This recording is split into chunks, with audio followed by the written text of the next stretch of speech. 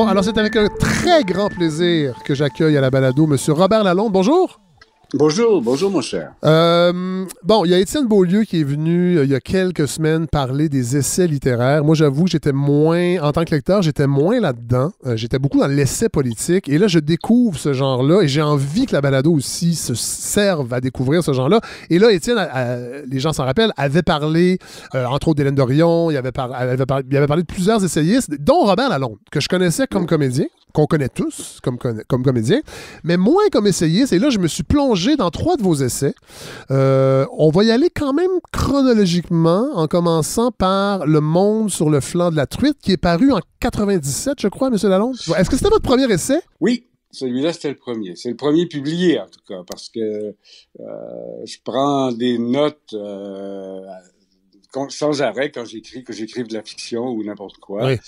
Et puis, à un moment, il m'est venu l'idée le désir, surtout, de partager tout ça avec du monde. J'étais pas du tout certain que ça allait être publié, mais généralement, quand on a un grand plaisir à faire une affaire comme ça, quand on écrit, il y a des chances qu'il y ait du monde à l'autre bout du ciel. Qui a eu du plaisir. Est-ce que vous considérez que ce sont des essais? Parce que, bon, on a parlé à André Major. Je me suis entretenu avec André Major qui, lui, parle plutôt de carnet. Je sais que... Oui, moi aussi. Oui, voilà. Ouais, okay. Moi aussi, je préfère appeler ça comme ça. D'ailleurs, c'est ça que c'est. C'est-à-dire, il y a un côté vagabondage dans le carnet qui nous oblige absolument pas à suivre une ligne directe. Ouais. On peut bondir d'une chose à l'autre, faire jouer des correspondances, etc. C'est ça qui me plaisait. J'avais quelques modèles de personnes qui faisaient déjà ça. Les Américains le font plus que d'autres. Mais en même temps, avec Le Monde sur le flanc de la truite, je faisais quand même un peu office de pionnier dans le genre. Oui. Tellement que je retrouvais mon livre dans les librairies, dans les sections chasse et pêche. Ça, c'est très drôle. Vous le dites dans un de vos essais, que oui, puis parce qu'on va parler aussi de votre dernier essai, La reconstruction du paradis, où je pense que vous vouliez peut-être à l'origine l'appeler tissu cicatriciel, mais vous aviez peur qu'il soit mal classé dans les librairies. Ben, j'avais peur que, comme Le Monde sur le flanc de la truite était dans les rayons chasse et pêche, celui-là, surtout dans le rayon des livres scolaires. Ben, scolaire ou de comment vivre sa vie. Là. Bon, je vais vous citer, puis vous me direz la réflexion que ça vous suscite. J'écris pour cesser de savoir et pour commencer d'apercevoir et de sentir. J'aime vouloir écrire, attendre, désirer, m'y mettre, tourner autour de la table où tout est à la fois pêle-mêle et ordonné. Mes livres, les pages, le bol de café froid, le tabac, le briquet, les crayons taillés au couteau de cuisine, les dictionnaires qui m'intimident toujours autant, comme la Bible en imposant aux théologiens. Je trouve ça très beau parce que vous êtes vraiment dans le... En fait, l'écriture, avant tout, c'est le geste. Oui, c'est corporel. C'est très physique, l'écriture. C'est bizarre parce qu'il y a quelques années, en travaillant sur Le Monde sur le flanc de la truite, justement, je travaillais avec, à l'époque, on s'en sert plus beaucoup maintenant de ça, mais une petite enregistreuse que j'avais avec moi à côté de ma barbe. J'enregistrais certains passages. Ce qu'on appelait un dictaphone. Un dictaphone, c'est ça. Et ben voilà, une fois, j'ai totalement oublié de peser sur le bouton arrêt. Et ça s'est arrêté au bout d'un certain temps. Puis j'ai fait mon Dieu que Et là, j'ai réécouté ça avec stupeur. Parce que je me suis rendu compte de comment fonctionnait mon laboratoire d'écrivain beaucoup. Je le savais, évidemment, mais là, c'était comme une évidence. Je parle tout seul, je déplace les objets, je me lève, je sors de la pièce, je reviens, je parle avec le chat, je raconte les passages au chat en lui demandant ce qu'il en pense, etc. Et je savais bien que je faisais ça, mais en m'écoutant le faire, il a fallu que je m'écoute jusqu'au bout. J'ai fait, ah bon, mais c'est ça. En fait, peut-être que le grand intérêt de continuer à faire ça, du moins pour les autres, pour les lecteurs aussi, c'est d'ouvrir mon laboratoire de création et de montrer comment pour moi, les choses ont une correspondance les unes avec les autres. Comment tous les univers sont pas cloisonnés les uns par rapport aux autres. Je parle beaucoup autant des artistes que des scientifiques, que des écrivains dans mes récits et que de la nature, évidemment. Oui. Et je me suis dit, ben là, est-ce qu'ils vont me suivre? Est-ce que c'est un peu saute-ruisseau? Là, ça va d'un truc à l'autre. Et là, mon bonheur a été de constater que beaucoup de lecteurs s'en sont emparés tout à coup soudainement en me disant l'envie d'ouvrir les yeux par rapport à des choses qu'ils voyaient pas d'habitude ou qui passaient trop vite sous leur nez. Et de lire des écrivains qu'ils connaissaient pas. Donc, des fois, j'arrive en librairie et les gens disent « Mais qu'est-ce que c'est que ce livre-là? Là, tout le monde me le demande, puis on ne l'a pas en rayon. » Ben, vous le commandez. Il n'y a pas que les parutions récentes, il y a beaucoup de livres formidables qu'on doit lire. Donc, ça a mêlé tout ça et ça m'a donné le goût de continuer, d'en faire d'autres. J'en ai fait plusieurs après ça. Cela dit, parce que on sent, là, on va y revenir plus tard aussi à l'aspect nature, parce qu'il y a une contemplation dans vos livres. D'ailleurs, chez André Major aussi, c'est la même chose. Je pense que ça prend ça. Visiblement, en tout cas, la nature est extrêmement inspirante. Mais pour finir un peu avec cette idée-là de ce qui vous pousse à écrire, parce que vous dites dans La Reconstruction du Paradis, qui est les derniers carnets qui sont parus cette année, on va en parler un peu plus tard, mais vous dites, à la page 52, « Écrire pourquoi m'y adonnerais-je si je savais? » Il y a quand même il y a quelque chose de douloureux en même temps dans le fait d'écrire, visiblement. Ben, douloureux si on... Pour ne pas en venir à trouver que c'est masochiste, il faut nuancer un peu. C'est comment dire, l'espèce de traversée sans filet qui est parfois inquiétante quand on travaille, l'impression qu'on sera pas suivi dans ce qu'on fait, que évidemment je me réfère énormément à des gens qui ont fait ce genre de travail avant moi. Par exemple, tantôt vous disiez c'est beaucoup sur le plan peut-être des anglo-saxons. Qui vous a inspiré? Les lectures qui vous ont amené à vous dire ouais, moi aussi j'ai envie de faire des carnets et de les publier? Ben, j'étais un grand lecteur d'abord de probablement celui qui a été le premier, en Amérique en tout cas, à faire ce genre de truc-là, c'est Thoreau, évidemment. David Alvin Thoreau. Oui. Ensuite, il y en a eu d'autres. Il y a Wallace, Rick Bass, surtout Annie Dillard, qui est quelqu'un que je suis depuis toujours. Et que vous citez souvent, on va en reparler. Ben, parlez-nous d'elle, parce que moi, je la connaissais pas, parce que j'avoue aussi que la grande beauté de votre écriture, et vous faites à la fin de chaque... là, je vais dire des essais, mais je peux dire des carnets, mais pour moi, c'est un peu la même chose, des essais littéraires, mais c'est qu'il y a une bibliographie par ordre d'apparition. C'est-à-dire que vos lectures sont aussi importantes que tout le reste. Et en fait, on découvre votre bibliothèque intérieure, si on pourrait dire, et qui nous amène ailleurs à lire, à découvrir des nouveaux auteurs. Mais moi, et j'avoue que c'est ça qui me frappe le plus et ce que j'apprécie le plus, c'est de vous entendre citer, souvent traduire aussi, soit des bouts de phrases ou des poèmes, mais d'auteurs que moi, je connaissais même pas. Entre autres, Annie Dillard. Parlez-nous un peu. Annie Dillard, je reviens à la notion d'écrire avec d'autres écrivains quand on fait des carnets. Major fait la même chose. Hein. Moi, ça me donne envie de lire un paquet de bouquins quand c'est des bouquins qui sont pas évidents et qui vont passer sous le nez ou que j'ai été trop niaiseux pour pas attraper. Dillard je la connais maintenant un peu mieux, bien sûr. Réussit prodigieusement. Malheureusement, il faut la lire en anglais beaucoup parce que les traductions françaises, moi, j'ai déjà dit à Annie, si tu m'avais attendu pour le traduire, ça aurait mieux marché. C'était un peu compliqué à lire, c'est un peu tordu en français. Mais elle est une des rares qui a réussi à je dirais, son projet, par exemple, dans Pèlerinage à Tinker Creek, c'est de s'installer une année complète au bord d'un marais, une petite cabine qu'elle a louée. Et elle s'est dit, je vais partir d'ici quand j'aurai absolument tout vu. Ah oui. Ça ressemble à Thoreau, ça. Hein? Oui, c'est ça. Oui.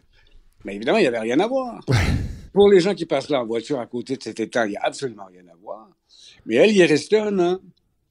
Elle y est restée 1 an en ne cessant pas d'apercevoir toutes sortes de choses, de s'intéresser à toutes sortes de choses, de faire des correspondances entre la cruauté chez les humains et la nep dans les temps qui bouffe la cervelle des grenouilles, entre ci et ça, nous ramenant tout à fait dans le sentier des fois périlleux ou broussailleux qui nous amène à croire que la nature et nous, on n'a fait qu'un. Oui. Je pense que c'est Khalil Gibran qui disait se blâmer soi-même pour nos contradictions, c'est comme blâmer la nature pour les 4 saisons. On est fait comme ça. moi, je vais pas dans la nature pour aller juste me battre en plein air, comme on en parle habituellement. On accorde un sens très écologique aussi à l'attention qu'on porte à la nature.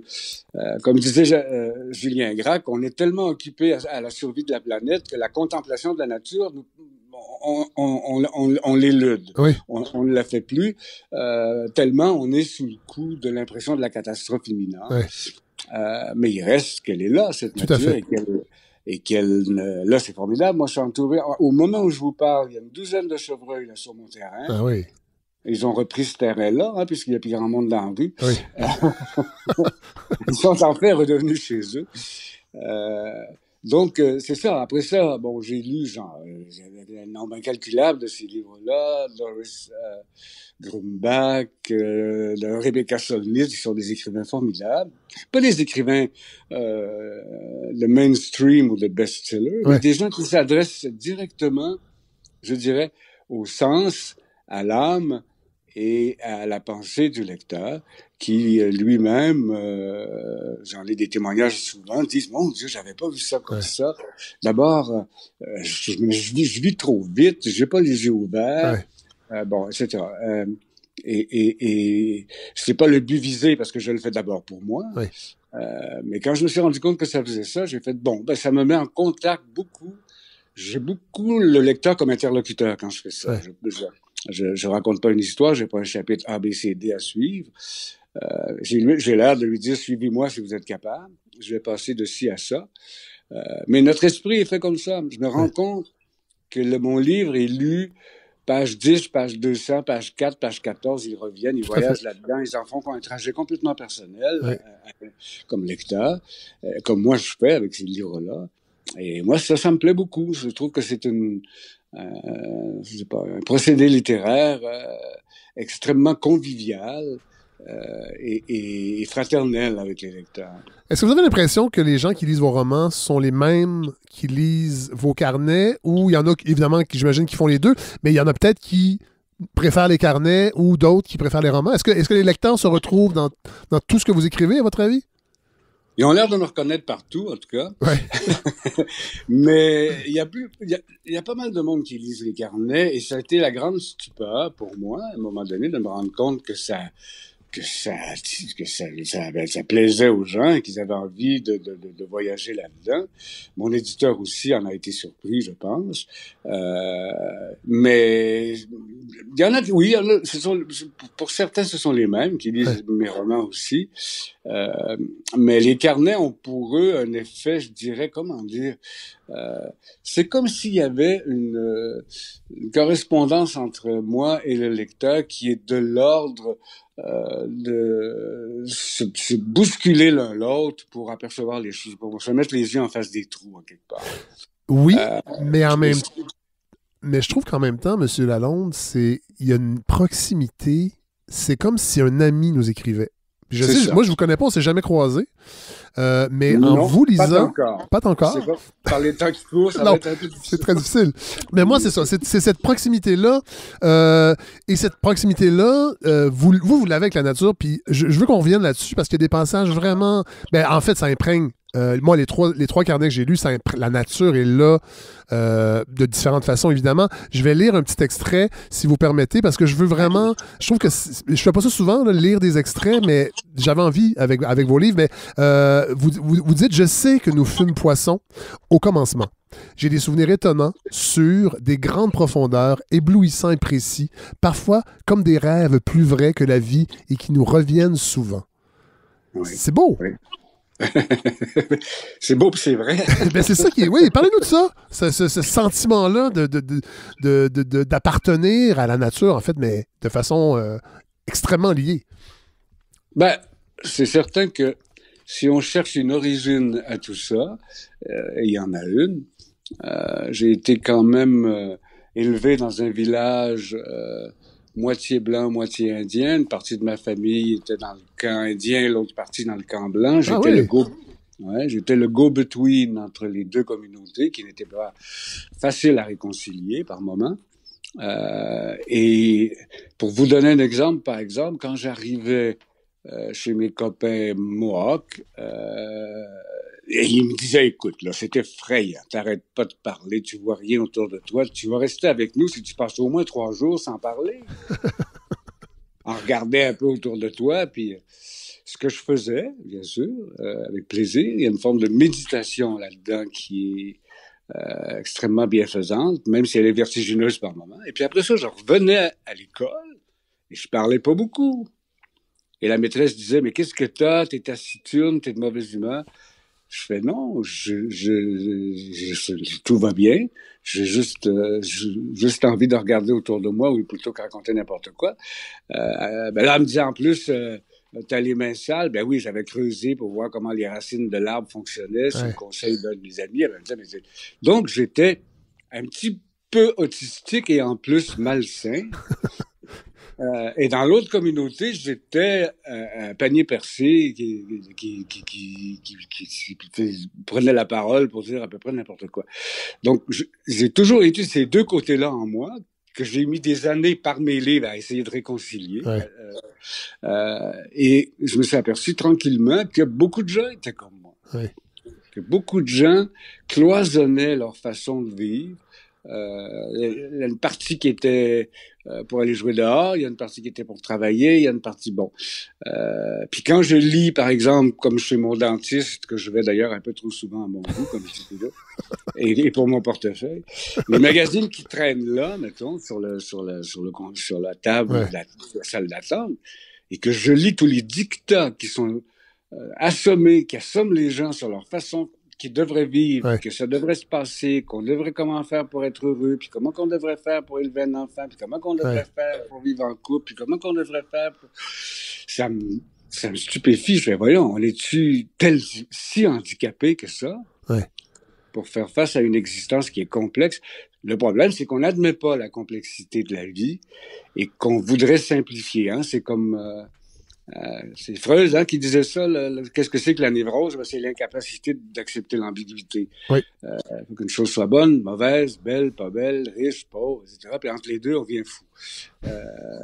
Moi, je me situe entre les deux tout le temps. Mon travail m'amène à être à la fois dans l'intériorité et à la fois dans la vie avec les autres. Vous l'avez dit, je suis comédien.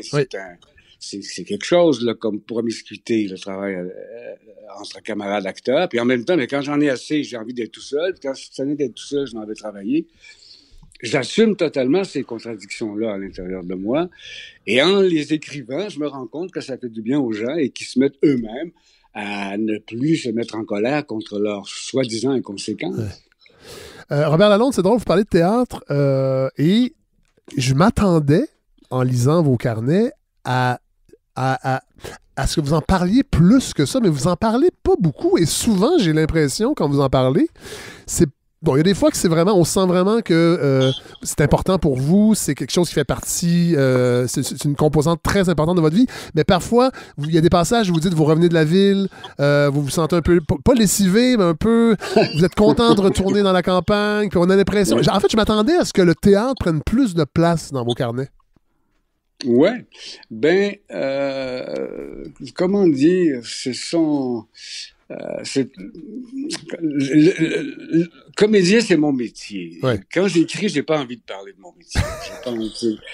On en parle assez, on a assez de conversations entre nous, un rapport avec le public, une image aussi. Qu'on donne au public de qui on est et de pourquoi on fait les choses. J'ai toujours refusé de faire des entrevues comme acteur dans des magazines, etc., parce que je trouve insensé l'idée qu'on se fait du travail d'acteur et de la nécessité, soi-disant, que chaque acteur a d'être aimé par tout le monde. Enfin, ce genre d'affaires-là me catastrophe. Que j'en parle pas beaucoup. Et de la même façon... les acteurs avec qui je travaille, des fois, ne savent même pas que j'écris des carnets. C'est ça, là, qui est fou. Donc, il y a un côté secret, le côté écrivain, c'est comme une espèce de jardin secret, mais que vous publiez, cela dit. Ben oui. Mais il y a ce côté-là. Oui, tout à fait, oui. Quand j'écris, même dans la loge, parce que des fois, on attend, surtout à la télévision, c'est long. Ben oui. Ils sont sûrs que j'écris sur eux. Je peux dire que non. Je peux dire que non, il n'y a pas de name dropping dans vos, Non, dans vos carnets. il n'y a pas beaucoup de name dropping. Non. Mais sinon, vous Non, dites... ça signifie absolument pas qu'un ou l'autre des deux métiers, je le préférerais à l'un ou à l'autre. Oui. J'aime bien faire les deux. Mais la plongée à l'intérieur de moi et des livres, de la nature et de l'écriture, c'est vraiment une partie essentielle de moi que l'autre métier ne sollicite pas du tout. On parlait de la nature tantôt, de votre rapport à la nature, et je veux parler de votre père, parce que vous en parlez de façon, je dirais pas sporadique, mais en fait, oui, c'est sporadique. C'est-à-dire que je pense qu'il y a une autre. Vous avez écrit un livre complet sur en fait, le rapport de votre père qui était peintre, si ma mémoire est bonne, oui. Et qui, lui, voyait le monde à travers ses toiles et ses pinceaux et voit à travers l'écriture. Mais je pense qu'il a participé à votre... bien-être, à accepter que vous faites partie de la nature, c'est dans, c'est dans le monde sur le flanc de la truite. Je vais lire l'extrait, si vous permettez, parce que c'est vraiment magnifique. Ce faisant, je rends grâce à mon père, qui m'a montré à ne craindre ni les bouillonnements de mon sang, ni ses accalmies mystérieuses, ni mes surtout vertigineux, ni mes inerties langoureuses. J'ai vite su, compris, admis que j'étais bestial et métaphysique, qu'il y avait plus fort et plus vaste que moi, que mon être était, comme tout ce qui vit sur la terre, fait des multiples entrelacements de fibres mystérieuses. Papa me montrait une plume de perdrix ou un caillou strié d'or et me répétait que, comme les bigarrures de la plume, les strates du caillou, mon corps, mon âme étaient des prolongements, des allongements à la fois, l'origine et la suite de la grande forêt, du confinement, des galaxies. C'est tellement beau, Robert Lalonde. Ben c'est vrai, mais c'est ça. Et en plus, comme il était peintre et que je le regardais travailler, j'ai adopté par héritage direct sa méthode. Oui. Mon père travaillait sur un tableau dans le hangar, juché sur des quêtes d'orange, parce qu'il travaillait comme peintre commercial par ailleurs, puis il n'y avait pas beaucoup de temps pour peindre. Oui. Le lendemain, j'arrivais, là, il y avait quelques taches sur la toile, il y avait les roches dans une rivière non peinte. Je disais, papa, ça n'a pas de sens. Tu peux pas mettre des roches sur des poissons dans il n'y a pas d'eau. Il me disait, mais tu peux te mêler de tes affaires, tu sais pas comment ça marche. C'est pas parce qu'à l'école, ils t'apprennent à dessiner comme ça que c'est ça la peinture. Bon, là, le lendemain, j'arrivais dans son atelier, il n'y avait plus rien. Il avait passé à la térébenthine, la guenille surtout. Il restait comme une sorte de fond ocre. Ouais. Je disais, mais qu'est-ce que tu as fait? Tu as tout détruit. Ah, ben, il fait non. C'était pas bon. Là, j'ai un bon fond. Là, ça me tente de travailler sur ce fond-là. Ah, oui. Et moi, je travaille comme ça. C'est-à-dire que je n'ai pas... je file pas en flèche vers une photographie de quelque chose que je veux faire pour essayer d'y parvenir. Je rafistole, je recommence, je coupe, je travaille extrêmement comme en artisan. Je découpe les phrases pas bonnes, je recolle avec du scotch tape ce qui reste de bon, puis j'ai un vrai scrapbook illisible que je remets dans l'armoire en me disant, l'important, c'est d'avoir envie de continuer, c'est pas d'aboutir à un résultat, il n'y en a pas de résultat, c'est d'avoir envie de poursuivre l'exploration. Et je connais, après ça, beaucoup de peintres qui m'inspirent beaucoup par leur façon de travailler, en dehors de leur œuvre proprement dite, leur façon de s'y prendre. Et je pense que le gros du travail d'un artiste, c'est de trouver sa façon de faire. On nous apprend tellement, ou on essaie tellement de nous apprendre comment fabriquer une toile, des livres, une pièce de théâtre, etc. On a tellement de modes d'emploi à suivre. Je donne des ateliers en écriture des fois, puis les gens m'arrivent avec, je sais pas où ils ont pris ça, tous ces modes d'emploi, de comment ils doivent s'y prendre pour travailler, puis ils sont évidemment bloqués et très angoissés par rapport à leur travail. Ils n'ont aucune liberté, aucune aisance. Il faut la retrouver. Elle est pas bonne pour tout le monde, la discipline à moi, mais à un moment donné, je l'ai trouvée. J'ai accepté l'espèce de saute-ruisseau, vagabond, panier percé que je peux être. Et c'est devenu ma façon de faire, et les gens m'y retrouvent aussi. Mais sans ça, j'étais comme plein de jeunes écrivains qui commencent, absolument persuadés qu'il y avait chef-d'œuvre à écrire et que j'en viendrai jamais à bout. D'ailleurs, dans La liberté des savanes, qui est paru en 2017, vous parlez de Ray Bradbury. En fait, là, parce que ça me fait penser, vous venez de parler des ateliers que vous donnez à des apprentis écrivains et vous dites, vous citez un peu une Bradbury, phrase oui. ouais, de Bradbury qui dit que lui, tous les matins, il saute du lit et pose le pied sur une mine et c'est lui la mine. En fait, c'est nous la mine. C'est ça qu'il dit. Qu'est-ce que vous voulez dire? Qu'est-ce que ça veut dire, ça? I am the mine.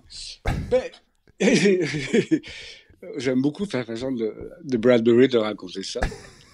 Ce qui veut dire, et ce que je pense que ça veut dire, et ce que ça veut dire pour moi aussi, c'est que on pose le pied sur une mine dans le sens où on a commencé un travail, ça avance pas beaucoup, on a envie de continuer, mais en fait, c'est nous qui avons besoin d'exploser, de faire quelque chose. Ouais. C'est pas, on modifiera pas, on modifiera pas les mots Ouais. sont ce qu'ils sont.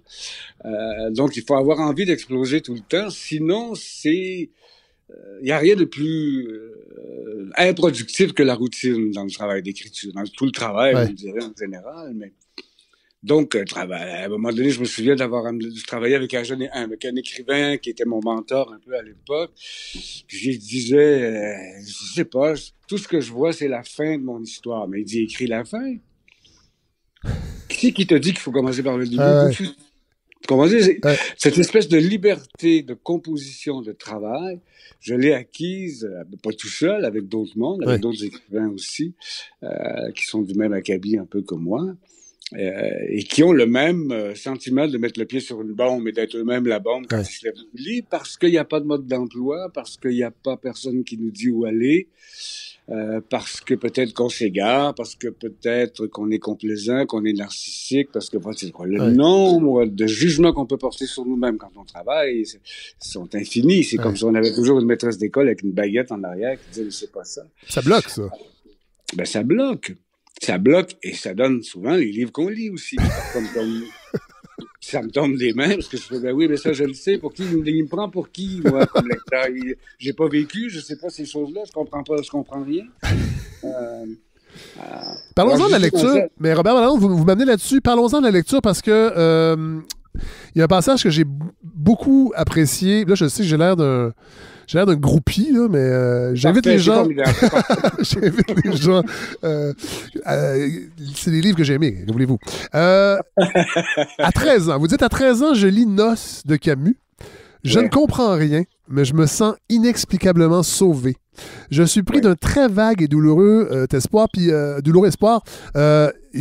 C'est drôle, ça m'a ramené à cette époque-là parce que c'est là, moi aussi, tu sais, je lisais avant beaucoup les BD, tout ça, quand j'étais jeune, mais vers 13-14 ans, là, on commence les lectures un peu plus sérieuses et il y a une espèce d'appel, on comprend en fait vraiment ce que c'est la lecture, même si parfois on comprend pas ce qu'on lit. Et c'est drôle parce que vous avez mis en mots comment je me sentais à cette époque-là. Puis en plus, après ça, vous dites à 16 ans, vous lisez East of Eden de John Steinbeck, ce que j'ai fait aussi à peu près à la même époque. Ah oui, et c'est une révélation. Oui, oui. Mais parlez-nous un peu de ça, de lire Camus. C'est parce que je pense vraiment que écrire est comme lire, en fait. Il y a un malentendu qui vient certainement de l'école, de l'enseignement, de confondre le bon français avec la bonne écriture. Ouais. J'ai donné des ateliers à des adolescents dans des écoles secondaires et je favorisais toujours aux grandes dames du professeur le plus mauvais élève. Ah oui. Ah oui. Qui, lui, il avait plein de fautes, c'était tout croche, mais il y avait quelque chose à raconter. Ouais. Et là, le professeur disait, je vous inviterai plus si vous me valorisez celui qui est le plus mauvais dans ma classe. Je fais, mais c'est là le malentendu. Il est pas bon en français. Il y a du travail à faire en orthographe. Mais il y a un monde, il y a une vision intérieure qui est très, très costaud, ce garçon de 14 ans-là. Ouais. Et quand j'ai commencé à me rendre compte que moi-même, je ne lisais pas, ni n'écrivais pas pour comprendre, ça m'intéresse pas de comprendre. Je pense que je comprends déjà pas mal de choses. Ce qui me manque, c'est pas de comprendre, c'est de vibrer, c'est de ressentir, c'est de coller à une réalité, c'est d'entrer dans mes contradictions, c'est d'être face à face avec le dilemme de vivre à tout moment. Ceux qui comprennent m'emmerdent. Je veux dire, qu'est-ce que ça peut bien faire? Camus, quand j'ai succombé à son roman, c'est pas parce qu'il m'expliquait quelque chose, c'est parce qu'il me mettait dans l'état de quelqu'un qui est à la fois heureux et menacés et qui essayent d'en parler. Ouais. Et ça m'a énormément touché. Je me suis dit, ah ben là, je suis pas fou. Il y a des gens comme moi qui pensent que la vie est quelque chose de merveilleux et de terrible en même temps et qu'on peut pas séparer les deux. Et après ça, il y a Philippe plein d'auteurs comme ça qui m'ont donné, je dirais bien, la permission de travailler comme je le fais. Ouais. Un autre auteur qui revient souvent dans vos carnets, c'est Jean Giono. Ouais. C'est la même chose chez André Major, d'ailleurs. Je ne sais pas si vous êtes à peu près de la même génération. Tout à fait. On en a déjà beaucoup parlé, Major Oui. et moi. Vous êtes de vieilles personnes. Moi, je le dis à la balado parce qu'on mélange les âges. Est-ce que c'est nécessaire que cet extrait reste dans notre conversation? Non, mais c'est parce qu'on est beaucoup dans les aînés. Oui. Il y a beaucoup de périphrases, alors que oui. Je pense que c'est préférable de dire les vraies choses. Mais Jean Giono, j'ai pas l'impression qu'il est autant lu chez les plus jeunes. Et moi, encore une fois, en vous lisant, j'ai eu envie tout de suite de me garrocher chez mon libraire pour aller chercher Les Hussards sur le toit, entre autres. Mais parlez-nous de Giono, qui semble être vraiment quelqu'un qui vous a marqué. Ben, c'est quelqu'un qui m'a marqué dans la mesure où moi, j'ai commencé par Le Chant du Monde, qui est un de ses très beaux livres. J'avais quoi, 14, 15 ans? Oui. J'écrivais dans les pages de garde de mes livres à l'école pendant les cours plates que j'avais, des bouts de texte de sans queue ni tête. J'avais beaucoup plus le désir d'écrire que la science de l'écriture, bien sûr. Et en lisant Giono, j'ai fait « Ah, oh, qui est lui? » Ses sens écrivent davantage que sa tête. Il nous raconte une histoire, c'est sûr, mais on peut être une douzaine de pages avec Antonio dans le fleuve au début du Chant du Monde, par exemple, oui.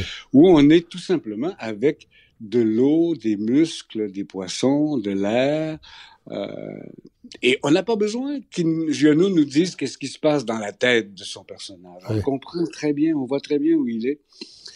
Et là, je me suis dit, OK, moi, j'ai toujours eu envie de faire ça. Ça veut dire que si lui le fait, je vais être capable de pouvoir faire la même chose à ma façon. Après, j'ai eu beaucoup plus de rapprochement avec Giono, avec sa famille, avec Manosque, où je suis allé plusieurs fois. J'ai même passé des journées dans le bureau de Jean Giono. Ah oui? À voir comment il travaillait. Vous êtes groupie, là, c'est ça que vous me dites? Ah non, mais groupie fini. Heureusement qu'il n'était pas vivant, il n'en serait jamais revenu. Mais oui, et je pense que fondamentalement, le talent peut venir par imitation. Ah, oui. Ça, je crois ça. On commence par imiter. On commence par se dire, si moi j'essayais ça comme ça, on fait presque du pastiche au début. Oui. Et tout à coup, notre propre veine éclate à l'intérieur de la muraille de la mine enfermée où on est. Et on s'aperçoit qu'on a tout simplement un mentor qui nous a tenus par la main puis qui nous a dit, ben oui, je l'ai fait. Puis regarde, avant moi, lui, il l'a fait. Puis regarde, Stendhal, avant moi, il a fait ça. Puis regarde, de Melville, avant moi, ben là, va lire Moby Dick, puis va lire... C'est ça. Ce que vous nous dites, c'est qu'il faut revenir toujours au classique. Toujours. Il faut revenir au classique, je dirais surtout aux livres qui ont... Comment dire... C'est Pénac qui a raison quand il dit dans ses prescriptions littéraires, si on veut pas lire, on lit pas. Si on veut pas finir un livre, on le finit pas. Oui. Si on trouve ça plate, on passe à un autre, etc. C'est pareil pour l'écriture. Les gens qui s'obstinent à construire un roman morceau par morceau puis qui peinent là-dessus finissent par choper. Ah, l'écriture, c'est pareil. Combien de gens me disent qu'ils sont pas capables d'écrire parce qu'ils sont rendus à la page 39 puis ils en peuvent plus. Mais ils sautent. Pose-le là, tu le reliras peut-être, mais c'est pas le moment. Cette liberté-là est essentielle dans le travail, de la même façon que quand je parle de mes amis peintres qui passent la guenille à térébenthine sur leur tableau, ils sont pas dans une œuvre d'autodestruction, ils sont dans le désir de dire on va pas s'acharner, on va commencer, on va recommencer autrement. Peut-être que c'est mon travail d'acteur là-dessus qui m'encourage à travailler comme ça, parce que quand on travaille comme acteur, il y a 10% de ce qu'on fait en répétition qu'on garde. C'est vrai. On est en essai tout le temps. Qu'est-ce que je vais faire avec cette chaise, avec cette réplique, avec ce partenaire, avec ce décor, avec ce costume? Je peux-tu avancer d'un pas? Si tu me dis quand je suis tourné, si tu me dis quand je suis... Et les gens qui viennent de regarder travailler, ils trouvent que ça a l'air d'un asile de fou, là, de répétition de faire. On se demande ce qu'on fait. On joue pas une pièce, on joue un petit moment, un petit morceau. On joue morceau par morceau, après ça, on assemble ça. L'écriture, pour moi, c'est pareil. J'écris jamais un livre. Ça s'écrit pas un livre. On écrit une phrase à la fois. On verra si ça devient quelque chose. Mais l'idée de vouloir arriver à une fin, de finaliser quelque chose, c'est très présent en ce moment, l'idée de filer d'une flèche puis d'arriver au résultat. Oui. Très contre-productif pour le travail de création. Dans La liberté des savanes, qui est paru en 2017, on fait quand même un petit saut dans le temps là, par rapport au monde sur le flanc de la truite. On fait beaucoup de sauts dans le temps. Oui. Reste que, bon, il y a encore ce rapport à la nature. On découvre, vous êtes un ornithologue, je pense qu'on peut le dire. Oui, tout à fait. Et ça, je trouve que ces passages-là, entre autres, premièrement, il y a un champ lexical extrêmement développé, en fait, que vous nous partagez sur le monde des oiseaux. Moi, j'habite à Rosemont. J'ai des mangeoires depuis l'été passé. J'ai toujours aimé les oiseaux, mais jamais par principe, c'est-à-dire que je m'arrêtais pas tant que ça à les écouter parce qu'en ville, il n'y en a pas des tonnes, mais là, j'ai mis des mangeoires. Et là, on se rend compte qu'il y a des pics mineurs qui viennent, des mésanges, bon. Et là, de vous écouter, je dis vous écouter, vous voyez, c'est un lapsus parce qu'on vous lit, mais il y a une musicalité là-dedans. Et d'ailleurs, vous parlez, je pense que c'est dans le premier carnet que j'ai lu, mais vous parlez en revenant vers la maison, je suis le vol aérodynamique d'une hirondelle, ses voltiges compliqués et sûrs, un petit insecte dans son bec, je la vois grimper facilement, puis plonger, elle me rase la tête. Dans le fond, vous expliquez, vous n'arriverez jamais à égaler avec la plus belle phrase le vol et l'entrée à 50 km/h d'une hirondelle. La vélocité de l'hirondelle, oui. Non, absolument pas, certainement pas. Ni dans mon écriture, ni ailleurs dans la vie. Mais c'est ça mes correspondances que je fais tout le temps entre les choses. Tout à fait. Et qui, des fois, me réveille certains lecteurs qui me disent, mon Dieu, faut que je regarde les choses autrement. Et les oiseaux, d'abord c'est mon père, ça aussi. Hein, j'ai passé mon père était chasseur, puis observateur, puis bagueur d'oiseaux pour l'immigration. Ah oui. J'ai suivi là-dedans énormément. Puis en plus, il y a un silence qui s'installait. Tout à coup, avec mon père, on était 4-5 heures sans dire un seul mot. Ce qui est problématique dans bien des relations père-fils, de ne pas parler pendant 4-5 heures, mais là, dans le cas d'ornithologie, c'est bien. Là. C'est ça que vous me dites? Et c'est ça que je vous dis, tout à fait. Et c'est ça que... Je vous dis pas que par moment, j'aurais pas aimé ça, que ce que j'avais à dire. Mais en même temps, il y a un certain bonheur pour moi, quand je pars à l'observation, à me mettre en état de découverte. Il y a un certain vertige à traverser, parce que des fois, j'invite des gens à venir avec moi, puis ils trouvent ça bien plat, c'est bien long. J'écoutais, je me souviens pas de son nom, malheureusement, mais un photographe de la nature en reportage hier, justement, qui disait, oui, il y a personne qui vient avec moi parce qu'il trouve ça plat. Des fois, je passe la journée complète, puis il voit pas grand-chose. Ah ouais. Mais le bonheur, la joie intérieure que peut procurer même le fait d'attendre, et ce que veut dire attendre tout à coup pour soi, qu'est-ce que ça veut dire ne rien faire, qu'est-ce que ça veut dire être en état d'écoute, qu'est-ce que ça veut dire d'accepter l'échec aussi dans ce qu'on fait, c'est tout ça que la nature me donne. Moi, c'est pas simplement un décor pour aller me battre en plein air. C'est un peu bouddhiste tout ça. Parce que moi, j'ai remarqué dans certaines de vos réflexions, pour avoir médité, là j'ai pris une petite pause, mais je devrais m'y remettre, mais pendant plusieurs années, c'est cette idée d'observer ce qui se passe, d'être attentif, de lâcher prise aussi d'une certaine façon. Je ne le dis pas de façon cliché, mais de laisser les choses se dérouler. Glisser, oui, c'est ça. Voilà. C'est un peu la même chose. C'est un peu la même chose. Sauf que c'est là où le fait d'écrire entre en ligne de compte. Oui. Si je suis pas en mode de carnet ou d'écriture, si j'ai pas mon carnet de notes pendant que je fais de l'observation, si j'ai pas recours à l'écriture dans ces moments-là, j'arrive pas à voir aussi bien. Comme beaucoup de monde, je m'impatiente. Je trouve qu'il fait frette, puis je trouve que c'est injuste que le renard apparaisse pas alors que je l'attends, etc. Ouais. Mais si j'écris, je n'écris pas des chapitres complets quand j'ai mon carnet dans ma poche, mais je prends toutes sortes de notes. où je sais très bien comment je vais me retrouver là-dedans quand je vais être à ma table de travail. Et quand je ne suis pas en mode comme ça, je suis comme tout le monde, j'ai pas beaucoup d'attention. Je suis sur moi-même, puis je suis préoccupé par mes affaires, et puis tous ces trucs-là prennent une importance monumentale pour rien. Comme les rêves, hein, quand les rêves décident que notre destinée va mal, ça va tout croche. L'écriture me permet de me tenir en éveil par rapport à ça. Souvent, je l'écris dans quelques carnets. Si je l'écrivais pas, je verrais rien. Oui. Non, c'est tout à fait.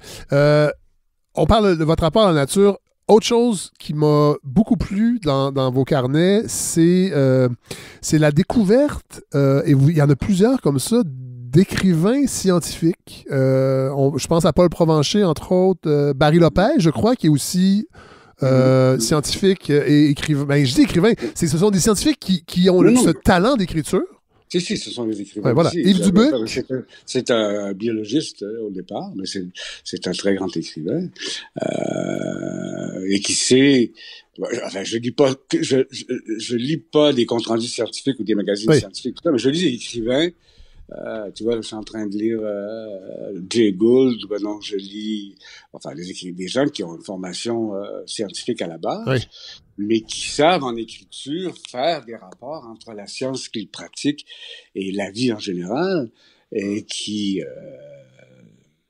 quand Oliver Sacks raconte dans son livre le travail d'étude qu'il a fait auprès d'une tribu qui n'a jamais vu la vie en couleur, qui voit que... C'est incroyable. Donc, c'est extraordinaire parce que ça nous met en même temps sur le fait, c'est quoi la couleur? C'est quoi, d'abord, le grand bonheur de voir la couleur?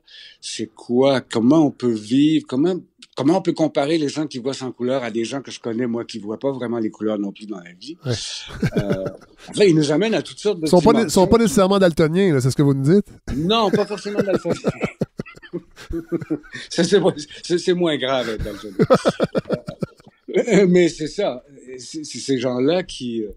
je peux lire, par exemple, un livre que j'ai lu il y a quelques années sur un scientifique qui a pris la suite de Darwin sur l'observation des oiseaux migrateurs et la façon dont les oiseaux changent leur morphologie en fonction de l'alimentation dans laquelle ils sont. Là, je vous passe les milliers d'heures d'études et d'observations qu'il a dû faire, lui, pour arriver à ça. Des fois, je me sens sur une même lancée que ces gens-là. Moi, j'ai, comme eux, la patience de travailler, de lire, de faire les choses en me disant, à un moment donné, les choses vont s'imbriquer les unes dans les autres.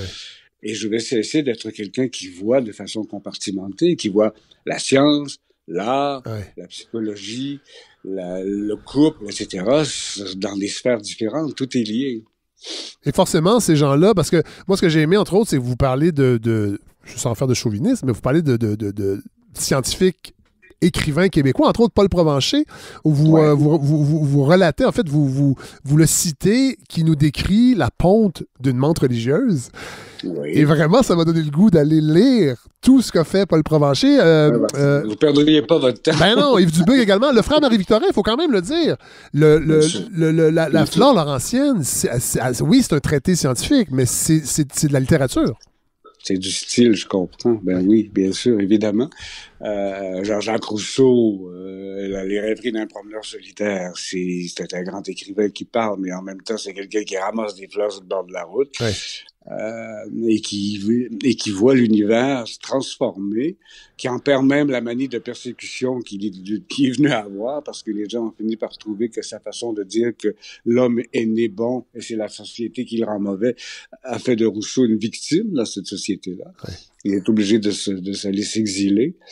Et là, il vit ça, puis il fait, mon Dieu, mais c'est comme si j'étais tombé sur la tête. Je voyais pas, je me sauve la vie à moi-même en faisant ça.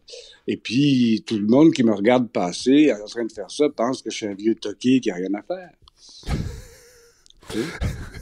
Dans La liberté des savanes, il y a un élément de surprise éventuellement parce que ça arrive quand même, je pense, après une 50aine de pages, c'est que là, pour le reste de ces carnets-là, vous vous adressez au fils suicidé de votre voisin. Oui. Sur le coup, sincèrement, je me suis dit, est-ce que c'est vrai ou c'est pas vrai? Et c'est même pas important dans l'absolu. J'ai l'impression que c'est arrivé réellement. Oui, oui, c'est arrivé Bon, réellement. Ben, je pense que, je ne sais pas qui disait ça, mais je le reprends en mon compte. Quand on n'a pas un choc dans quelque chose, avant de l'écrire, ça sert à rien de le faire. ouais, Ça a été quelque chose d'énorme pour moi. D'une part, parce que c'est des gens que je connaissais, ouais, des braves gens que je connaissais, et d'autre part, parce que ce garçon-là, je me suis dit, qu'est-ce qu'il, à quoi il n'aura pas le droit de la vie, à quoi il ouais. aurait dû avoir droit normalement. Et ça m'a amené à dire, tiens, si le reste de mon livre, je l'adressais à lui, comme si de façon posthume, je lui disais, regarde tout ce que tu as manqué, tout ce que tu as raté, Ah oui. et tout ce que ton mal t'a empêché de vivre. Et du même coup, je m'adressais à mes étudiants, à des jeunes Ouais. gens avec qui j'ai été, bon, comme j'en ai perdu quelques-uns comme ça. Et bon, ça m'a donné le goût de continuer. J'ai eu l'impression que j'avais un Tout à interlocuteur fait. plus que valable, mais qui rendait l'écriture de tout ça sensible. Je suis même pas sûr si j'avais poursuivi ce carnet-là si cette affaire-là n'était pas arrivée. Ah J'avais ouais, été hein? des pages éparses à gauche et à droite. Ouais. Ça Oui, fonctionnait parce que pas c'est très pas, bien. il faut le dire, c'est pas que ça, mais c'est que ça parsème. Et en même temps, il y a une espèce de volonté de comprendre sans jugement. Et je vais me permettre de vous citer encore, si vous le permettez. Mais vous Ah ouais? écrivez, il est en moins inéquitable et cruel que ta fracassante disparition m'ait servi à moi, alors que mes mots ne te furent d'aucun secours. Tu m'as appris ce que trop tard voulait dire, alors que je n'ai pas pu t'enseigner ce que tenir encore un peu promettait. C'est bête, Oui. c'est injuste, mais c'est comme ça. Je trouve que Mhm. ça résume bien Les, ce qu'on aurait les, envie de dire à quelqu'un parfois qu'on se sent en détresse et ou qui... qui nous a fauché compagnie trop Oh, vite. tout à fait. Oui, oui, Ouais. tout à fait. Oui. Dans la même liberté des savanes, vous parlez de Jack Kerouac. Ouais, Jack. Ouais, vous parlez de une lecture que j'ai fait aussi à 15-16 ans, On the Road, entre autres. Maggie Cassidy aussi, qui m'avait marqué, mais c'est au cégep que j'avais lu ça. Un roman Ouais. on n'entend pas beaucoup parler, souvent, de Maggie Cassidy. Ben, moins, en Non, tout cas. Ouais. on peut en parler moins des femmes dans ce groupe-là. Oui, Ouais, oui. ouais, Et là, vous ouais. relatez une soirée à faire une lecture de La vie est dommage, qui est son seul livre en français. Ouais. En fait, c'est pas un livre qui a été publié de son vivant. C'est un professeur à l'Université de Philadelphie qui a mis la main sur le document qui était Oui, entre les mains des héritiers de Kerouac, de la version en français de On the Road qu'il écrivait en même temps qu'en anglais. Parce oui, qu'on a toujours pensé au dit de Kerouac qui écrivait sur des napkins oui, dans des nightclubs sur des bouts de papier. Mais pas du tout, c'est un écrivain extrêmement organisé, très, très méthodique. Et qui l'a moins avoué parce qu'il a bénéficié de l'aura de l'écrivain maudit. hipster vagabond Oui, oui, qu'il était. Quand j'ai lu ça en public, d'abord, les gens ont tellement de difficultés maintenant à lire une langue qui n'est pas une langue codée, facile à lire, que oui, personne n'était capable de lire ce texte-là. oui. Donc, je me suis dit, si j'essaie de le dire, de le prononcer, on va voir ce que ça va donner. Donc, je l'ai fait une première fois pour le fun. Puis après ça, ils m'ont demandé d'en faire un spectacle que j'ai fait à quelques reprises. Oui. Et là, les gens étaient stupéfaits d'émotion d'entendre ce texte écrit presque à l'oreille. Oui, c'est ça. Kitschmise est écrit K-I-T-S-C-H-I-M-I-Z. Quand il trouvait pas le mot, il l'écrivait comme ça. Oui. Mais l'émotion du texte est basée sur son art, son travail d'écrivain, mais aussi sur l'émotion fondamentale du garçon qui vit aux États-Unis et qui est un Québécois d'origine. Oui. Et qui en est conscient. Parce que. Qui en est très conscient. C'est ça. Et qui est très conscient qu'il écrit en anglais, même qui traduit en anglais. Oui. Parce qu'il y a des gens qui disent qu'il était très bizarre d'anglais qu'il écrivait. Évidemment, il écrivait en anglais une façon de penser en québécois qui était grand, ce style-là, parfaitement étonnant et magnifique, mais qui déconcertait tout le monde. Et dans ce passage-là, on apprend que Kerouac est un grand lecteur de Marcel Proust. Marcel Proust. De Louis-Ferdinand Céline. Oui. Ah, oui, bien sûr. Puis qu'il écrivait à Céline en très bon français. Sa façon d'écrire à l'oreille est une façon de retrouver son enfance, son passé, etc. Mais c'est une entreprise littéraire. Il pouvait très bien écrire en français, très bien. Oui. Ça ne l'intéressait pas d'écrire en bon français. Il admirait Proust et Céline, mais lui, c'est pas ça qu'il voulait faire. Ouais.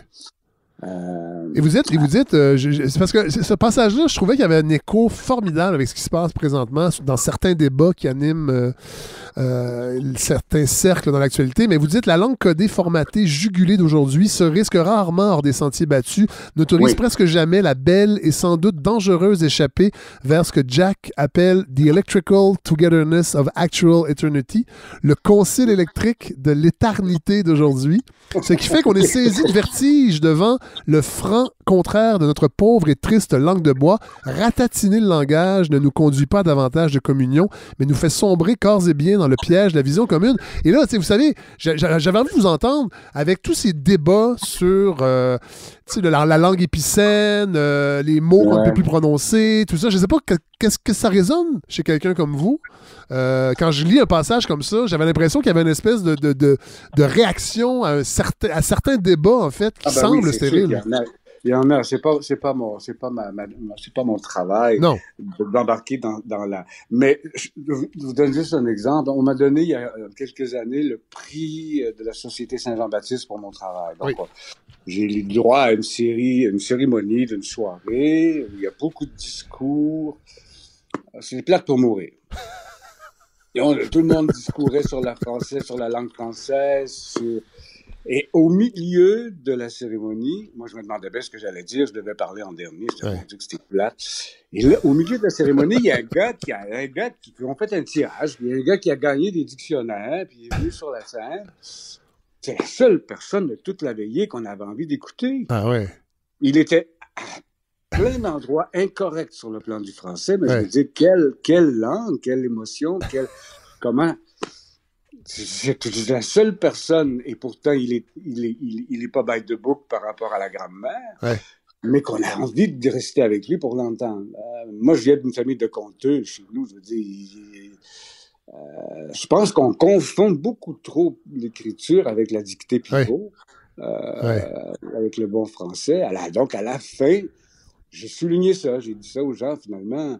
C'est bien beau. Moi, ça m'inquiète pas beaucoup, là, le bon et le mauvais parler français, c'est pas mon affaire. Mais la seule personne qui avait été intéressante ce soir, c'est vraiment quelqu'un qui avait son franc-parler. Vraiment, ils n'ont vraiment pas aimé ça. Mais c'est ça. Le débat nous amène en ce moment. J'écoutais récemment, ça fait longtemps que je l'avais pas vu, un des films de Pierre Perrault tourné dans les années 60, où on entend parler les gens de l'île aux Coudres. Et je trouve qu'on n'a pas gagné, on a perdu au niveau du langage par rapport à cette époque-là.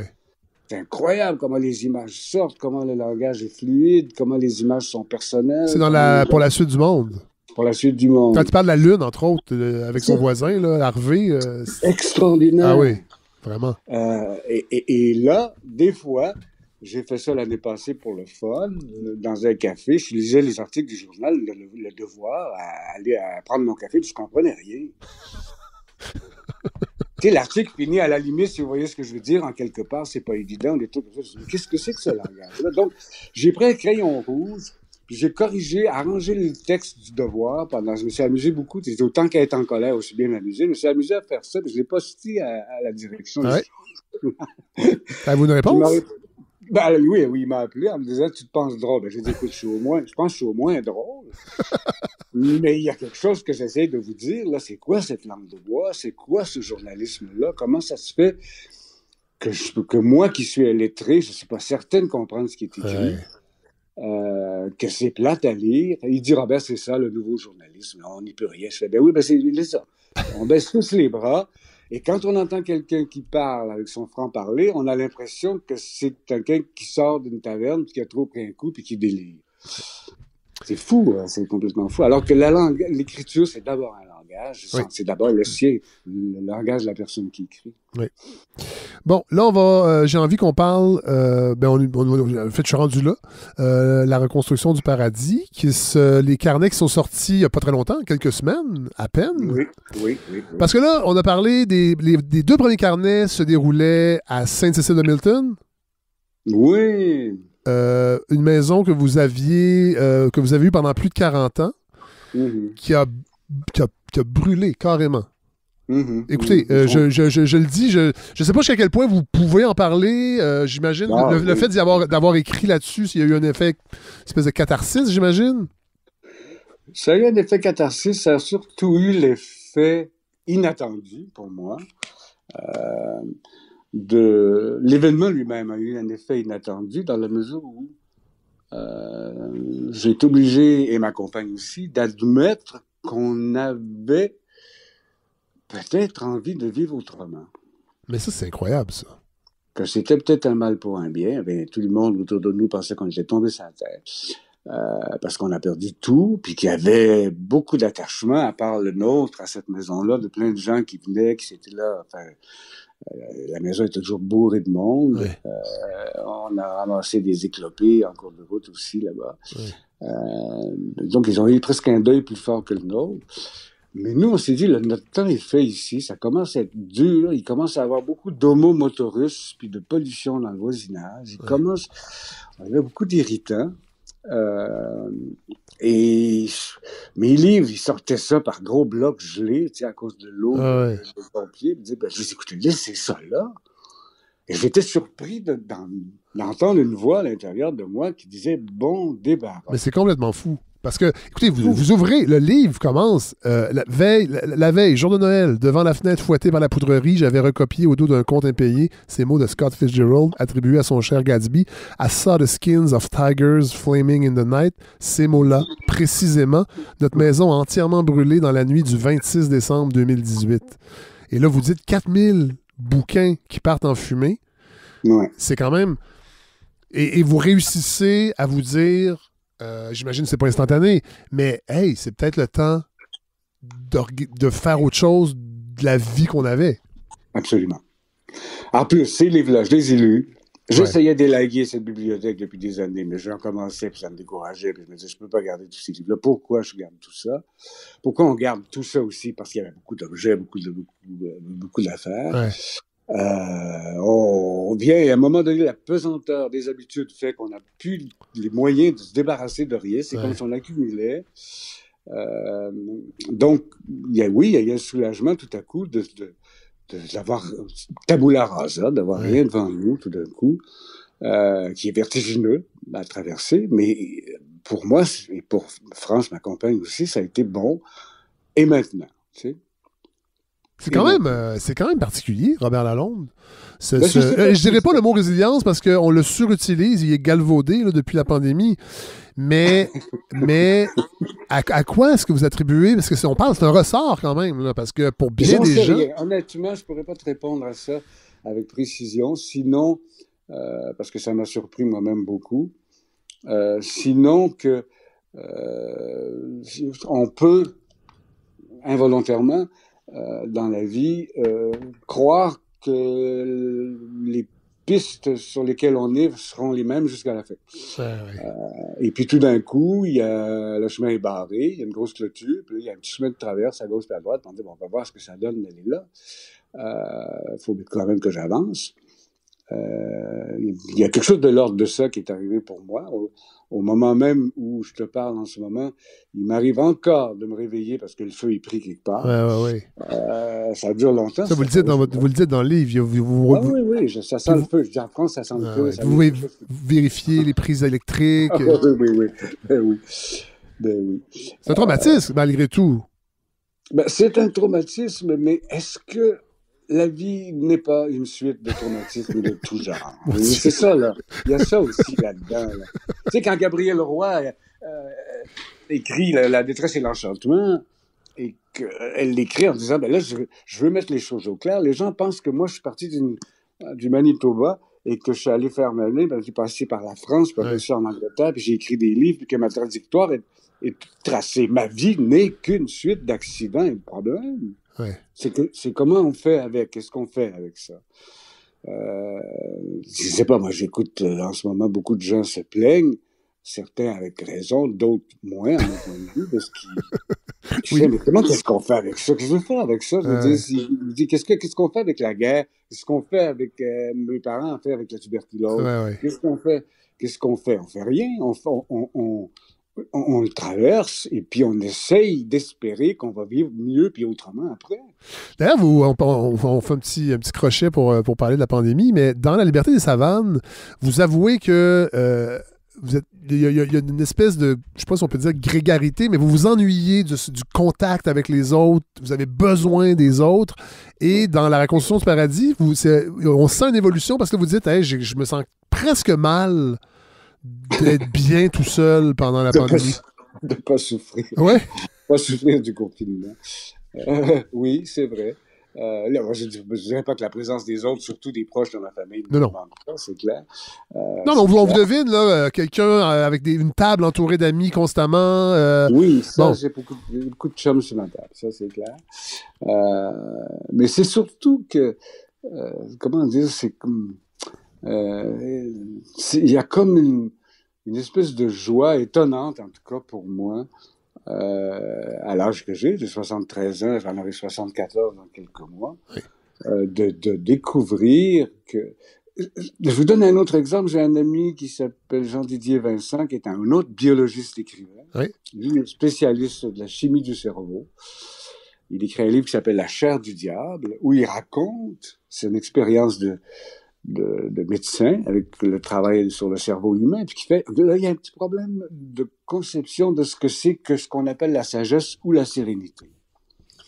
J'ai bien peur que la sagesse ou la sérénité soit une conception, une vue de l'esprit qui fait abstraction de la réalité, à savoir qu'en général, c'est parce que les cellules du cerveau sont en train les neurones sont en train de s'assécher. Le cerveau, il est contradictoire. Il y a un lobe gauche, un lobe droit. S'il n'y a pas une électricité batailleuse entre les deux, la vie s'arrête. Elle ne fonctionne plus. Et on a du mal avec ça, mais c'est ça, vivre. Vous voyez ce monsieur qui se berce sur sa galerie, vous dites, c'est non chanceux, il est serein, il a l'air apaisé. Il n'est pas apaisé, il est à moitié mort.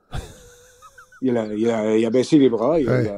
Bon, je dis pas que la sagesse n'existe pas, mais non. La conception qu'on a du désir de s'apaiser, de se tranquilliser, etc., est mortelle.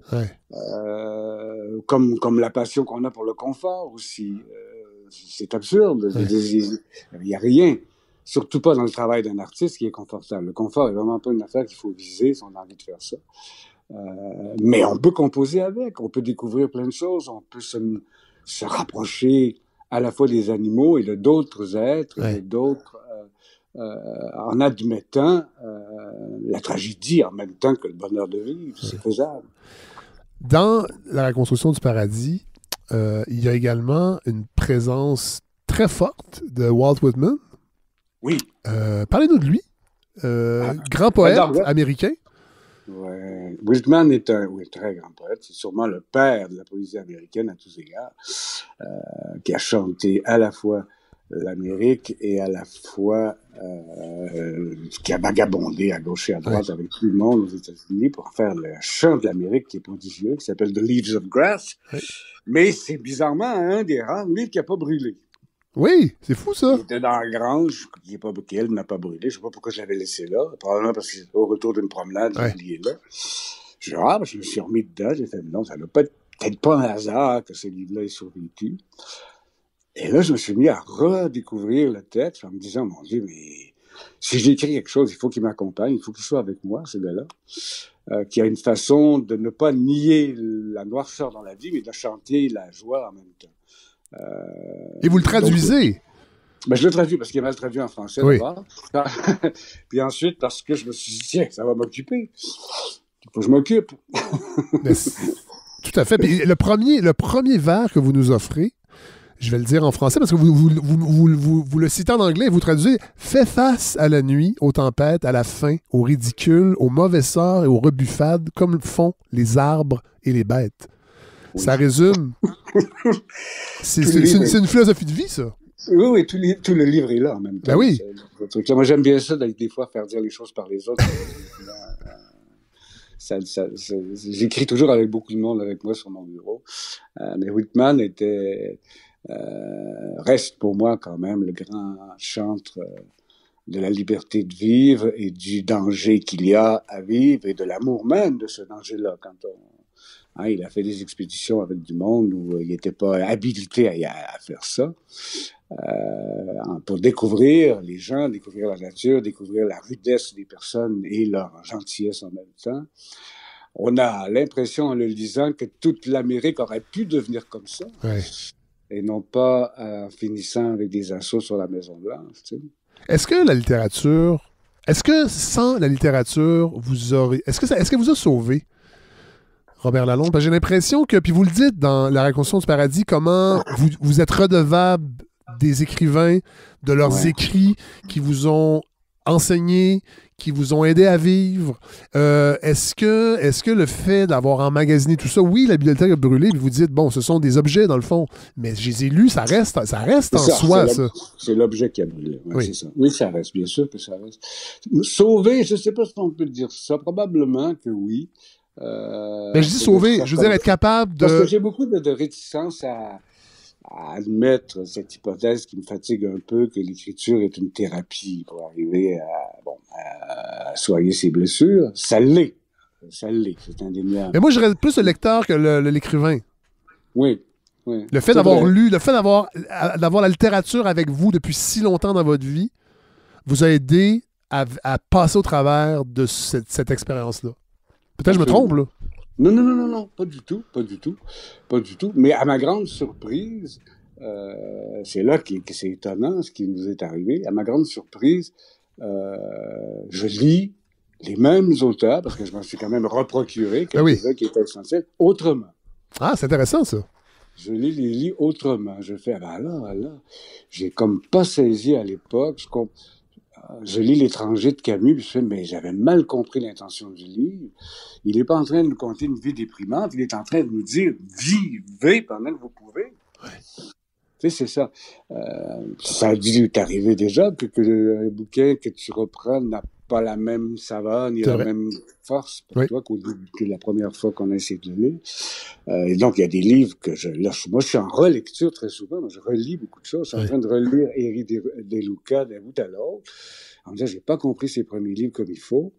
Pas parce que je veux en devenir spécialiste, mais parce que je veux comprendre le mystère qui se cache des fois dans l'écriture elle-même, dans le fait que même dans la vie, il y a des gens qui me disent des affaires, des fois, en plein milieu d'un souper, je fais « You! » Wow! Je suis pas certain qu'il s'entend lui-même dire ça, c'est prodigieux. C'est là où je trouve que le langage m'a sauvé. Je dirais plus que le langage m'a sauvé à travers et avec les écrivains que j'ai beaucoup. C'est le fait de prendre parole avec une façon si personnelle et si ressentie, qui moi, m'a amené d'abord à vouloir faire pareil, puis ensuite à me foutre un peu du small talk. En page 60, on sent... bon, là, vous arrivez... Il y a un beau passage. Avant parce que vous parlez en fait de... Il y a un passage sur l'amour, la passion au vieillage, parce que vous dites vous vous retrouvez tous les deux. Nous inaugurons le nouveau salon par l'amour ardent aux chandelles. Avons de nouveaux 30 ans. Fougue et tendresse sont les mêmes qu'autrefois. Peut-être même plus incandescentes encore. Nouveau pays, nouvelle maison, nouvelles amours. C'est beau, ça. Oui. Mais pour vrai. Ben oui. Oui, c'est beau parce que c'est vrai, probablement. Évidemment. Oui. C'est ça dont je parlais tout à l'heure sur la grande surprise que peuvent amener des événements comme ça. Bon, évidemment, il faut être deux, puis il faut avoir envie tous les deux de la même chose. Bon, ça sera toujours la fin. Mais, parce que j'ai des amis à qui la même chose est arrivée à peu près en même temps, puis ça les a amenés à se séparer. Ah oui, donc voilà. Alors, ce qu'on dit à la maison, c'est pas un truc, là. Pour les gens qui ont une petite panne de désir. Mettez pas le feu chez vous. Ne sortez pas votre zippo. Ça, c'est trop. Si ça passait pas sur les dents, je le garderais pour l'écriture. Je vous le laisse. Mais c'est vrai, c'est ça. Sans revenir à la fameuse affaire, le verre est à moitié vide ou à moitié plein, là. La vision qu'on peut avoir des choses, on est souvent pris de court par rapport à comment l'émotion nous arrive. Alors qu'on avait l'impression d'être un petit peu atone sur certaines choses. Ou d'avoir, subi un peu trop poids lourd, des habitudes Ouais. et des routines de vie. Ouais. Même si on était allé on se sentait à l'épreuve de ça, c'est quand même, ça arrive quand même une certaine usure Ah oui. dans la vie et qu'on peut attribuer à toutes sortes d'affaires, mais qui en fait, dès que la vie change, peut changer elle aussi. Je n'étais pas sûr de publier ce truc-là en l'écrivant. Ouais, je comprends. Pour moi, à un moment donné, je me suis dit, bon, ben, peut-être que surtout que la pandémie est arrivée et tout ça, ça a peut-être donné un petit peu, pas de l'espoir, mais le désir de l'espoir à Ouais. certaines personnes. Ouais.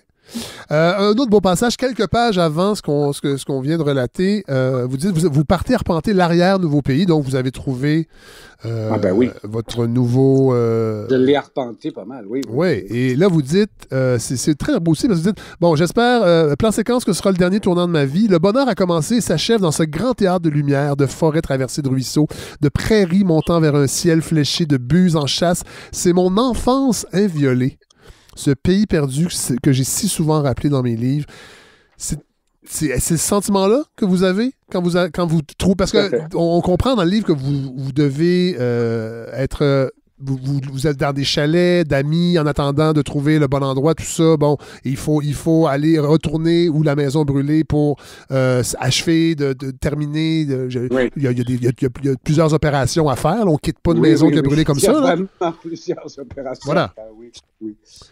Mais finalement, donc, vous n'êtes pas très loin parce que c'est encore les cantons de l'Est. Oui, mais c'est la beauté des cantons de l'Est Ouais. que j'avais traversé bêtement en tourisme seulement. Mais je dis c'est encore les cantons de l'Est. Excusez-moi, Robert Lalonde. Sainte-Cécile, c'est la Montérégie. C'est pas... Bah, on est aux frontières. Ouais, voilà. J'habitais à Granby, c'est pour ça qu'on passait souvent à Sainte-Cécile de Milton. Bon. Et là, vous êtes... Est-ce qu'on peut le dire? Oui, de toute façon, vous l'écrivez à la fin. Ah, oui. Vous êtes à North-Atlee? Oui. Et là, vous arpentez votre nouvel arrière-pays et retrouvez, dans le fond, vous vous sentez à la bonne place. Je me sens à la bonne place. Je me sens à une place que j'avais peut-être même bêtement renoncé à connaître. Parce que, comme tout le monde, pas plus fin que les autres, je suis les sentiers balisés. Ouais. Très souvent. Je suivais les sentiers balisés, lorsque c'est plus le cas. Je suis sur les chemins de terre plus que d'autres choses, là, dans les promenades. Est-ce que c'est le pur phénomène de la résurrection après l'incendie qui m'a amené à revoir les choses de cette façon-là? Je ne sais pas, j'imagine que oui. J'essaie de l'expliquer dans le livre, tout en disant dans le livre aussi que j'arrive pas à l'expliquer. Ouais. Mais c'est comme comment dire, il y a un côté très préservé. Ça, c'est la façon anglo-saxonne aussi qui est très à l'origine de ce village et de ses alentours. Ouais. Très préservé, très anti-pollution, très anti-publicité, très anti-organisation du territoire, donc on traverse continuellement des boisés, des champs, des rives qui peuvent nous faire croire qu'on est au commencement du monde. Il n'y a rien d'autre que cette nature-là. Plus, en tout cas, que j'ai jamais connu ailleurs. Et que peut-être, j'imaginais même plus voir un jour, parce que le discours est si fort qu'on s'en va vers la catastrophe qu'on a l'impression qu'il n'y a plus de lieu comme ça. C'est pas vrai. Il y en a. Et moi, je suis dans un endroit comme ça en ce moment. On n'arrête pas l'un et l'autre de se pincer sur ce qu'on voit. Là, j'allais faire des balades tout à l'heure avec le chien dans des endroits où tu n'entends absolument rien que la neige. Et tout ce que tu entends, c'est la neige qui tombe. Et puis quelques craquements d'arbres. Et puis tu regardes la lumière qui traverse le bois de pin. Il n'y a rien autour que ça. Et toi? Enfin, bref, j'essaie dans le livre de témoigner un peu de ça, mais c'est comme pour moi si j'étais, oui, le mot paradis est pas utilisé en vain, comme si je revenais à ce que c'était dans mon enfance quand je découvrais l'univers autour de moi. Ouais. Bon, je vais terminer avec une des dernières phrases ou presque, mais que je trouve magnifique et qui résume ce que vous avez vécu, mais qui devient un enseignement que vous partagez. En tout cas, moi, je l'ai pris comme ça. J'en ai fini avec les vaines espérances, comme avec les regrets pervers. Bienheureux incendie qui m'a redonné l'inutile et indispensable passion de me laisser vivre. Exact. On peut pas avoir plus belle. C'est une leçon, en fait. Je le dis. Je le dis pas de façon que vous nous dites comment vivre, mais moi, je trouve qu'il y a quelque chose de philosophique là-dedans, Robert Lalonde. J'espère bien que non. Non, je pense on ne peut transmettre que si on témoigne de quelque chose qu'on très senti, qu'on vit. J'ai une grande partie de ma vie qui est liée à la transmission, parce que j'ai enseigné pendant des années, etc. Je ne veux pas lâcher prise, malgré ce qu'on peut appeler l'écart des générations dans notre société qui s'agrandit démesurément. Je fréquente beaucoup de jeunes gens et je les secoue et ils me secouent. Et je suis en correspondance avec eux en ce moment intense. On n'a pas besoin de se voir pour se comprendre. Donc, c'est important pour moi de pas de donner des leçons mais d'ouvrir des portes à des gens qui, comme je l'ai été plus jeune, ont l'impression que la porte est cadenassée à triple tour. Mais Robert Lalonde, merci infiniment du temps que vous nous avez accordé. Merci de nous offrir. J'espère qu'il n'arrivera pas la même chose que quand j'ai déjà fait ça, une longue entrevue comme ça, pour qu'on m'appelle le lendemain pour dire le ruban est cassé. Ah non, mais la beauté, Robert Lalonde, il n'y a plus de ruban. Hein. Moi, j'utilise pas ça. C'est une carte SD. Et ça roule depuis tantôt. C'est indestructible. À peu près. Ça, je dirais pas ça. Pas à ce point-là, mais quand même. Mais merci. On va mettre évidemment toutes les références de vos 3 carnets. Et on va dire, évidemment, on va demander aux gens d'aller plus loin, de lire vos romans. Mais je veux en tout cas, moi, je trouve que le carnet est une excellente porte d'entrée pour découvrir la richesse d'un écrivain. Oui, puis je suis content qu'on ait passé un bon moment sur ça, parce que d'habitude, on passe quelques minutes sur le carnet. Là, vraiment... Oui. Plus qu'une heure. Plus qu'une heure, c'est un privilège. C'est formidable. Je t'en remercie beaucoup. Je vous remercie, Robert Lalonde. Ça, c'est moi qui te remercie. Ça fait vraiment plaisir. Au revoir. Salut.